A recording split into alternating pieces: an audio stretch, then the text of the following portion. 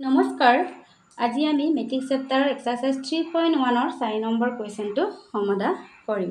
4 number কোৱেশ্চনটোত আছে এটা 2 × 2 মৌলকক্ষ a = aij মৌলবোৰ কি আছে aij = i + j all square by 2 2 নম্বৰটো আছে aij = i/j 3 নম্বৰটো আছে aij = i + 2j all square by 2 আমাক কি মৌলকক্ষ গঠন কৰিব কৈছে 2 × 2 2 হৈছে আমাৰ ৰ আৰু এই 2টো হৈছে আমাৰ কুলম মানে প্ৰথমে আমি ধৰো এই মৌলকক্ষটো কেনেকৈ গঠন কৰা হ'ব 2 × 2 ইয়াৰ ৰ দুটা লিখিম আমি a11 a12 a21 a22 তেনেকৈ আমি 2 × 2 ৰ মৌলকক্ষটো গঠন কৰিব লাগিব তাৰপিছত এই মৌলখিনিৰ মান আমি উলিয়াব লাগিব এটা 1 নম্বৰ কোৱেশ্চনত আছে আমাৰ aij এটা তুলনা কৰিব লাগিব ইয়াত প্ৰথমে কি উলিয়াব লাগিব a11 চোৱাচোন i = কিমান 1 j = আমাৰ 1 a1 ইয়াত আকৌ i ৰ ভ্যালু বহাম 1 + 1 whole square by 2 1 + 1 2 2 square by 2 is 4 4 by 2 means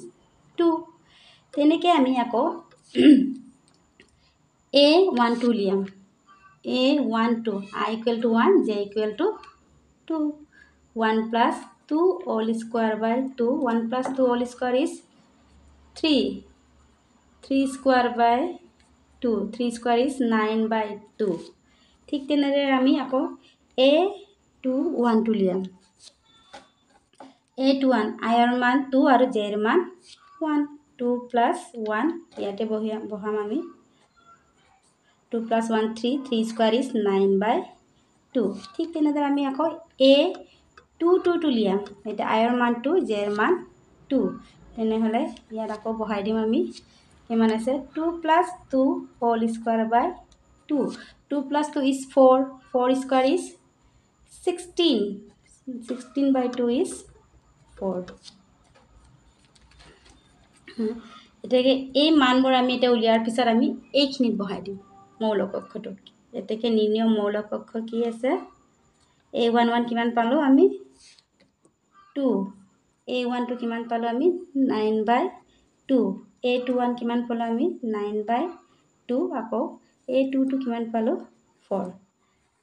তেনেকৈ আমি 2 × 2 মৌলকক্ষটো গঠন কৰিলো এতিয়া 2 নম্বৰটো আমাৰ কি আছে aij = i/j ঠিক তেনেদৰে কৰিম আমি সলিউশন ধৰো আমাৰ মৌলকক্ষটো কি আছিলে a = a11 a12 a21 আৰু a22 2 × 2 এতিয়া আমি এইখিনিত বহাম এতিয়া আমি aij = কি আছে আমাৰ কোৱেশ্চনত i/j a11 i ৰ মান 1 আৰু j ৰ মান 1 তেনেহলে ইয়াত বহাই দিলে 1 by 1 কিমান হল আমাৰ 1 ইয়াত আকৌ a12 উলিয়াম i ভ্যালু 1 j ভ্যালু 2